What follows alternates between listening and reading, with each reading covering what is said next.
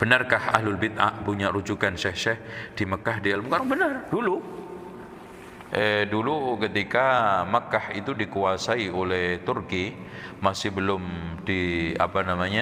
dipegang oleh Saudi, itu semua imam-imam dipegang oleh orang-orang sufi. Bahkan ada darah Syi'inya.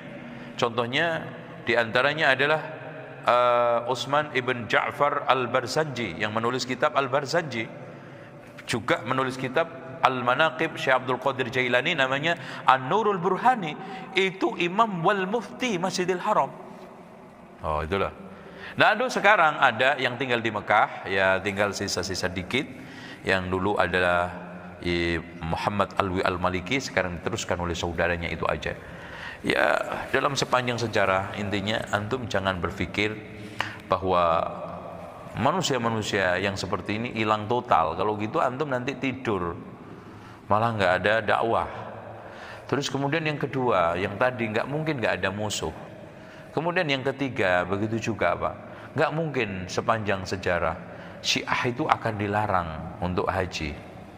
Dan ini pernah saya jelaskan juga. Pertama, kalau pemerintah Saudi itu melarang, nanti akan menimbulkan madarat lebih besar. Apa?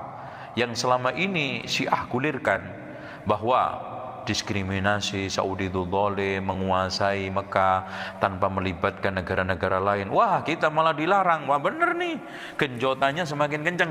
Tuh, satu.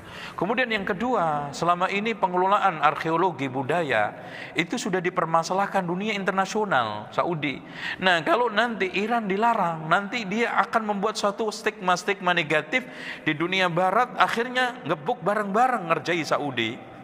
Kemudian yang ketiga, hadirin sekalian, tolong dicamkan, mereka datang ke sana tetap terkontrol, terawasi dengan baik, ya, dan tidak mempengaruhi secara signifikan kesucian Masjidil Haram, Masjidil Nabawi. Kemudian yang keempat, mereka yang datang ke sana itu rata-rata mereka-mereka yang sudah takluk virusnya, tidak terlalu parah. Mereka-mereka yang fanatis hajinya nggak mungkin ke Mekah Pak, hajinya ke sana, ke Karbala, itu ke Karbala. Itu menurut hari baiknya mereka itu sampai belasan juta dari Irak, Iran semua, ya. Itu bahkan di dalam hadis-hadis palsu mereka, Jibril itu sampai ngerengek minta izin sama Allah bisa ziarah ke makamnya Husain, dilarang sama Allah. Coba bayangkan, orang Syiah boleh berkali-kali, aneh. Siapa yang sekarang ziarah sekali ke kuburan Husain sama dengan 70 kali umroh. Tanahnya Husain, sifaun min kulli sukmin, obat dari segala obat. Semuanya ada di Mekah, di sana ada. Ganti semua. Kalau di Mekah Zam-Zam, di sini ganti tanah. Makanya yang juru kuncinya Karbala itu capek ngusungin tanah. Karena tiap hari diusung tontonan, diambil. Nah, kalau sekarang jutaan pengunjung ngambil secentong aja itu udah habis. Itu. Makanya pontang-panting tanah itu bolak-balik aja. Kalau begitu ngapain nggak ambil ke sawah langsung, deket lagi kan? Daripada ini ambil baliki. Itulah kekonyolan khurafat dan mereka pengkultus kuburan, otaknya nggak jalan Pak, ya. Kalau berpikir ngapain lu jauh-jauh ambil tanah yang aslinya itu tanah sebelah sono, dipindah ke situ karena ente ambilin gerowong lagi, ditumpuk lagi, subhanallah. Itu sehingga wa idza qila lahum ta'alu ila ma anzalallah qalu bal nattabi'u ma alfayna alaihi aba'ana walau kana aba'uhum la ya'qiluna syai'an wa la yahtadun. Tuh lihat, itu turun temurun sampai zaman ke zaman terus Pak, la ya'qiluna syai'an wa la yahtadun. Benarkah ahlul bid'ah punya rujukan syekh Makkah di Mukarramah? Karena sebagian penyeru mereka menyelesaikan untuk ilmu di sana ada namanya marbat, atau sekarang namanya apa?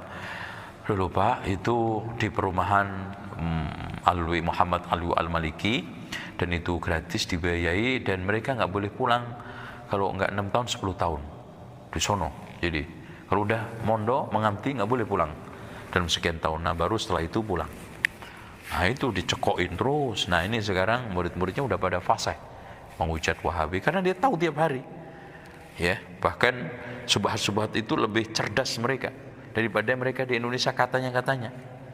Itu sehingga kenapa sekarang mereka itu sangat fasih menggulirkan subhat Wahabi, karena yang menggulirkan itu lulusan itu semuanya rata-rata sekarang yang ada di Indonesia.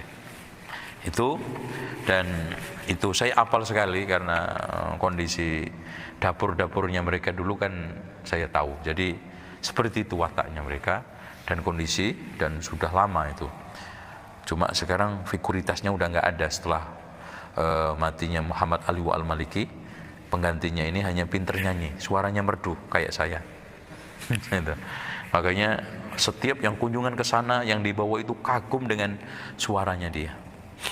Kalau dulu di Indonesia mirip seperti Habib Abdul Qadir Al-Musyawa. Itu klop itu kalau lagi membaca berjanji, sering duet dulu.